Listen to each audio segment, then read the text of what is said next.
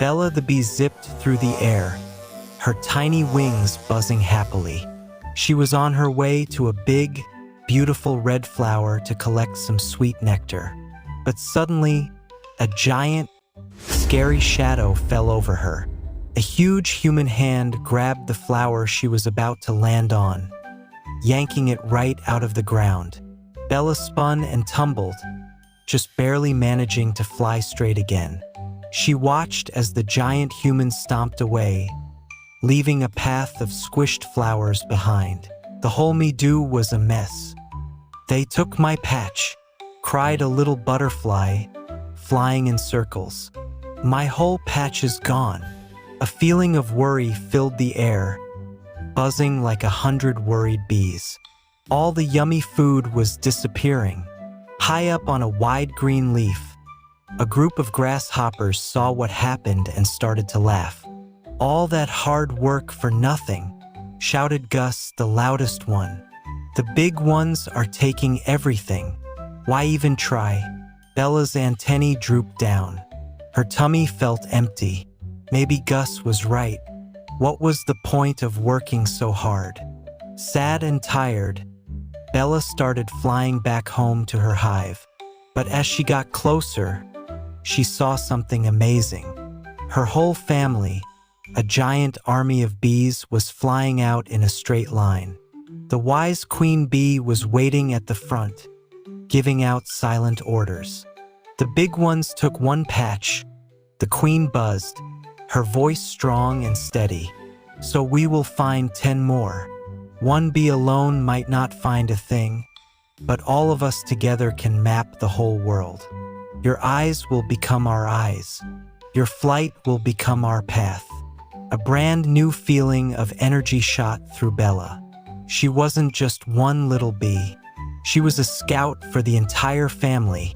Bella zipped back out, flying higher than ever before, all the way over the trees. She ignored the laughing grasshoppers. She looked and looked and looked. There, beyond the humans' stomping path, a big field of bright purple flowers was waiting. It was lavender, acres and acres of it. She raced back to the hive and started doing the most important dance of her life. Her little body moved and wiggled, drawing a map on the honeycomb floor. 100 bees saw her dance. They understood the map. They took off and flew. The grasshoppers just shook their heads. "Look at them, still working. It's useless." But the bees didn't stop. They worked in teams, with some bees finding new patches and others bringing back the yummy nectar. Still more bees stayed home, building and filling the honeycombs. The whole hive glowed, cell by cell, with sweet golden honey. Days turned into weeks. The green summer turned into a crispy autumn. The last human finally left. The meadow was quiet now and empty of flowers. The bees' hive, though, was like a cozy fort, warm and full of happy buzzing and lots of food. But for the grasshoppers, the meadow was just a brown, empty wasteland. They shivered on a bare, brown stalk. Their little fiddles were silent. Their tummies were rumbling and empty. Gus, shivering and weak, hopped sadly toward the hive's entrance. Bella was standing guard, strong and confident. "Please," he whispered, his voice dry and scratchy.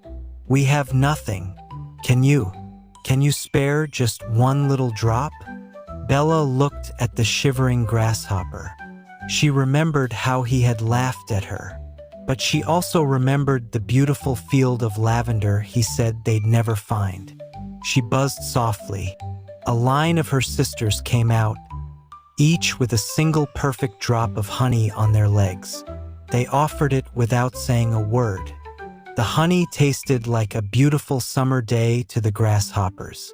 Warmth filled their cold bodies. You were getting ready for this," Gus stammered, finally understanding. "You weren't just working. You were building a future." Bella nodded. "One single bee sees only one flower. The whole hive sees the whole meadow. and a future is always better when it's shared with friends. The bees made room, welcoming the shivering grasshoppers into the golden, warm heart of the hive.